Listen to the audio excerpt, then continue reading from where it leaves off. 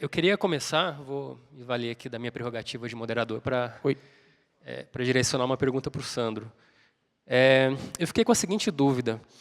Você falou, deu alguns números, e a evasão na Unipampa é 24%. E, se não me engano, você mencionou que, em geral, nas outras universidades é 10%, alguma coisa nessa faixa, né? Eu fiquei me perguntando o seguinte: e se o problema for níveis de exigência diferentes em diferentes universidades? Então, talvez, de algum modo, de repente, existe a possibilidade de o problema serem as outras universidades e não a Unipampa. De repente, alunos que não deveriam, de fato, que não têm condições de persistir naquele curso, persistem em outras universidades porque o nível de exigência é mais baixo do que na de vocês. Vocês chegaram a considerar isso? Fizeram algum controle? Ou é uma possibilidade muito insana e nem vale a pena ser considerada? Não, eu acho que é uma pergunta válida, sem dúvida. Mas uma realidade que a gente tem é que a nota de ingresso, geralmente na Unipampa, os alunos ingressam com uma nota do Enem menor que em outras universidades federais. Então, teoricamente, o aluno que ingressa numa Universidade Federal do Rio Grande do Sul, Universidade Federal do Rio de Janeiro, ele já tem uma nota de ingresso bem mais alta que o aluno que está na Unipampa. Então, eu acho que a gente acaba recebendo um perfil de aluno que realmente ele é diferente dos perfis de alunos de outras federais. Mas, sem dúvida, isso aí justifica um aprofundamento desse estudo, talvez até por parte do próprio MEC, buscando correlacionar notas de ingresso com nível de evasão das instituições. E eu tenho uma pergunta para o Roberto também. Eu fiquei curioso para saber um pouquinho mais sobre os tais modelos tradicionais de fila. São aqueles modelos de sobrevivência e duração que o pessoal usa em medicina ou não tem nada a ver com aquilo? Não? E esses modelos de sobrevivência e duração não ajudariam? Porque eu fiquei pensando nisso. São aqueles modelos que o pessoal usa em pesquisa médica para tentar antecipar quanto mais tempo aquele paciente vai viver, né? Não dá para usar isso na previsão de estouro de fila? Dá para utilizar, a análise de sobrevivência, né, que você está mencionando, que é da estatística. É uma forma de modelar, sim. A teoria de filas, ela utiliza uma modelagem estatística diferente. Então, eles analisam, por exemplo, qual é a distribuição da taxa de chegada dos clientes na fila. Qual é a taxa de tempo, né, que, em média, ficam as pessoas no atendimento. E aí são criadas fórmulas de acordo com esse tipo de formatação de fila para poder fazer esse tipo de análise. Então, o modelo que tem da teoria de filas, ele foi utilizado para esse modelo específico, que tem um atendente, que o serviço é sempre muito parecido, e é uma probabilidade que você calcula lá e define se tem um percentual ou não. Mas, sim, daria para utilizar a análise de sobrevivência, como dá para utilizar, por exemplo, a regressão logística, como também eu executei regressão logística. Então, as ferramentas de estatística, no geral, podem ser utilizadas. Obrigado. Eu tenho uma pergunta do Eric para o Roberto. Ele quer saber mais detalhes da solução com o GBM. Está em operação, tem reduzido os estouros de fila como esperado. Quão fácil é adaptar essa solução?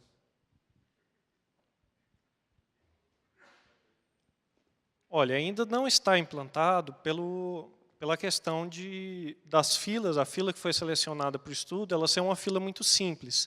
A fila de um atendente, a fila de caixa. E a gente tem uma formatação muito mais complexa que foi desenvolvida organicamente durante o tempo, né, de existência desse sistema e que, na verdade, ela já tem causado muitas reduções. Mas a ideia, sim, é a gente acrescentar essa informação dentro em breve no sistema do banco para poder melhorar ainda mais, reduzir ainda mais a quantidade de estouros. E reforçando os estouros de atendimento, um percentual baixo, mas a gente quer erradicar, né? Então. Uma pergunta para o Sandro. O modelo de regras que foi construído traz variáveis de disciplina e de notas. Usou-se também variáveis de professor? Não, nesse estudo que a gente foi feito, a gente acabou não utilizando variáveis de professor, porque isso aí iria criar uma complexidade muito grande no modelo que foi criado. A gente teria, para cada disciplina, a gente teria que criar uma nova coluna no arquivo de entrada com o nome de todos os potenciais professores para cada disciplina. Então, o nosso arquivo de entrada, provavelmente, ele aumentaria muito em tamanho, mas o que poderia ser feito, e que foi um estudo que a gente ainda não teve tempo de fazer, seria analisar o comportamento de nível de aprovação de professor e disciplina e ver se efetivamente um ou outro professor obtém um nível maior ou menor de reprovação dentro daquela disciplina. E, além disso, a nossa ideia também é olhar nas disciplinas subsequentes, porque o aluno está aprovado em cálculo 1, a gente enxerga que não é suficiente para saber se ele aprendeu bem a disciplina. Agora, o importante é a gente analisar o comportamento dele em cálculo 2, porque pode o aluno passar em cálculo 1 sem saber nada e ficar reprovando diversas vezes lá no cálculo 2. Então, essa análise das disciplinas, quando elas são pré-requisitos de outra, ela também deve evoluir para a análise do desempenho na disciplina subsequente. Mas isso aí a gente acabou não fazendo, mas são estudos que estão planejados para serem executados. Tem uma pergunta do Tomás Barcelos para o Roberto. Os microdados do Enem permitem fazer uma análise semelhante sobre consequência das cotas e são dados censitários. Você pensou em usá-los? Por quê? Oi. Existem os dados do Enem, são abertos, mas eu não consigo, na base aberta, vincular o aluno que fez o Enem aonde ele entrou na universidade. Eu sei que é possível linkar essas bases tendo acesso à sala restrita do INEP, mas eu ainda não apliquei para esse processo.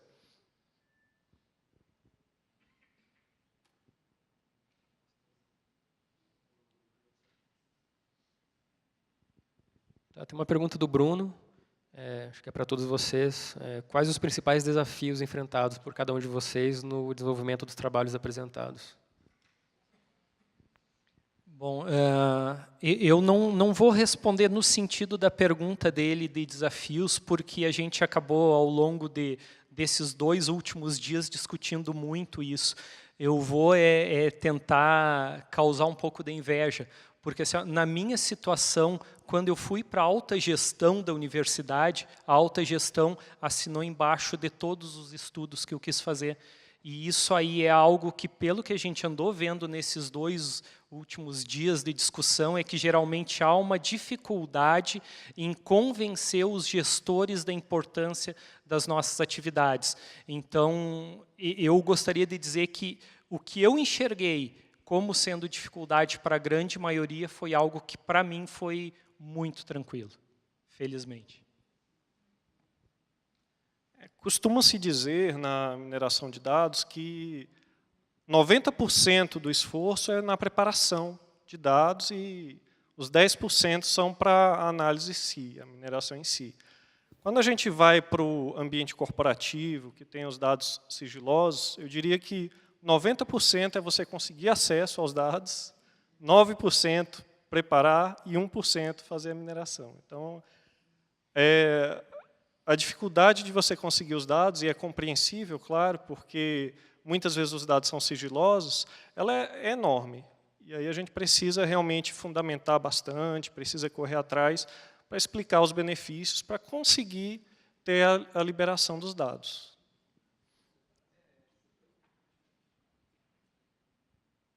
Eu vou somar os demais apresentadores.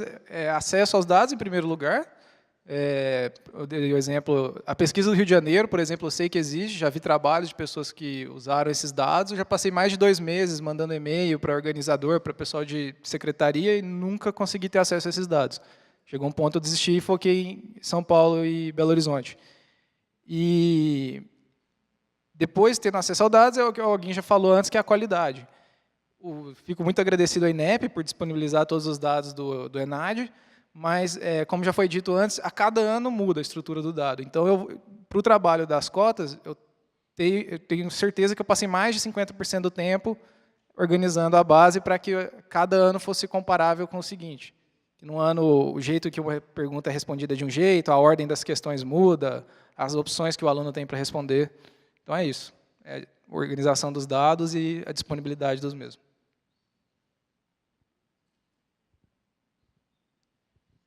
Tem uma pergunta do Ricardo para o Roberto. Quais os principais atributos que influenciaram a predição do modelo? Esse modelo de filas, ele tinha uma característica especial que as filas eram divididas por tipo de serviço.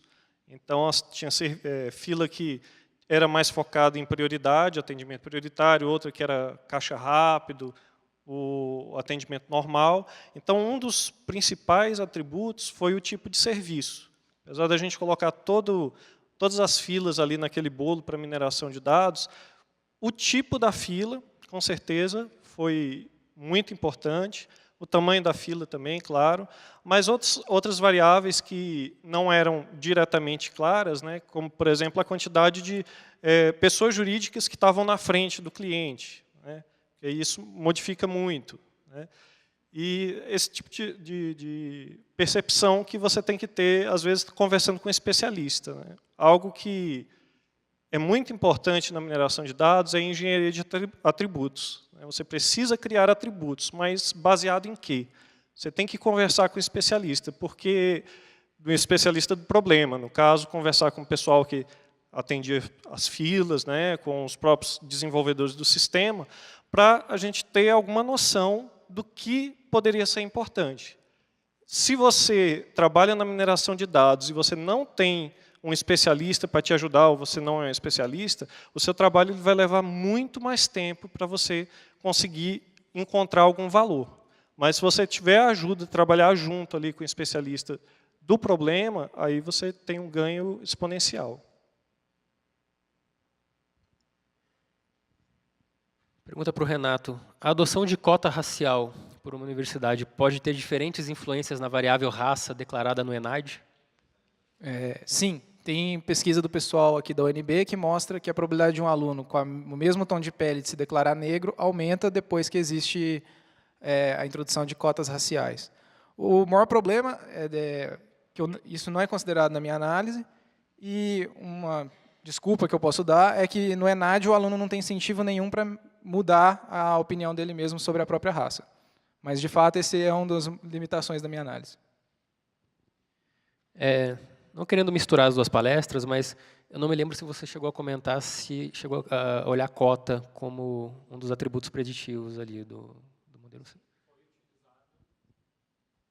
A gente utilizou a forma de ingresso do aluno na instituição, foi um dos atributos utilizados, mas se mostrou no resultado final como não sendo um atributo relevante para a evasão ou não do aluno. Então, a cota foi utilizada.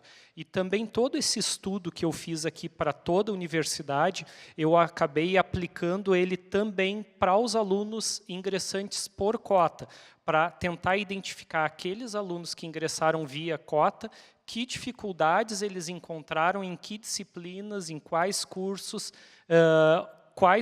houve migração de alunos. Isso, inclusive, eu apresentei num seminário internacional de cultura afro, que ocorreu lá na universidade também, no campus de Uruguaiana. E, basicamente, todo esse estudo aqui ele foi replicado com o filtro de ingressantes via cota.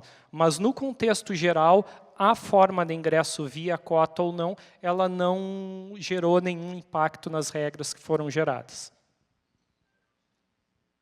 Eu tenho uma pergunta para você que talvez seja mais, não sei bem se está dentro do escopo aqui da sua palestra, talvez fuja um pouquinho.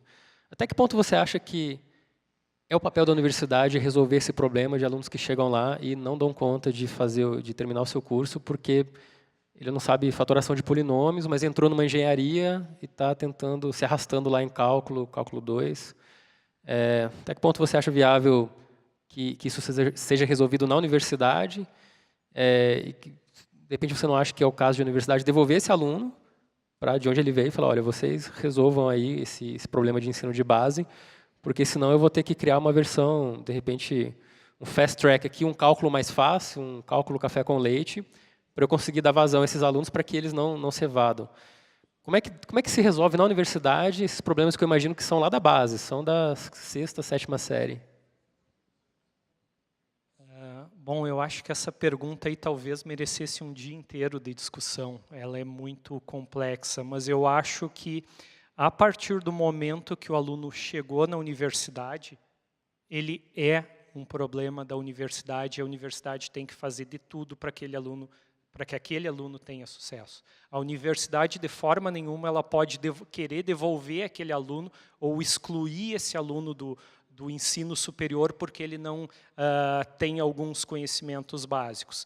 Então, dentro desse contexto que a gente assume que a gente recebeu o aluno e a gente vai fazer de tudo pelo sucesso dele, parte da universidade a necessidade de oferecer monitorias, fornecer grupos de estudo, fornecer outras formas, talvez cursos preliminares, criar um pré-cálculo, por exemplo, para que aqueles alunos que estão tendo dificuldade, que eles possam, dentro da própria universidade, resolver essas dificuldades que eles têm.